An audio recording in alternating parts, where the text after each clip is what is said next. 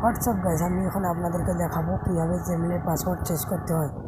এখন আপনারা প্লে স্টোরে চলে যাবেন। প্লে স্টোরে যাওয়ার পর কোনাতে চলে যাবেন, যেখানে সফটওয়্যার আপডেট দেন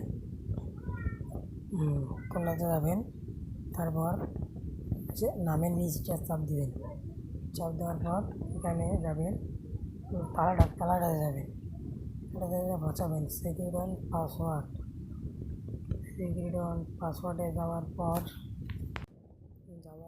একটু ঘুরবেন শুনুন। তারপর আপনাদের লকটা দিয়ে দেবেন এখান থেকে, ফিঙ্গার অথবা পিন। তারপরে আপনারা সংখ্যা আর নামের অক্ষর দিয়ে একটি পাসওয়ার্ড তৈরি করবেন।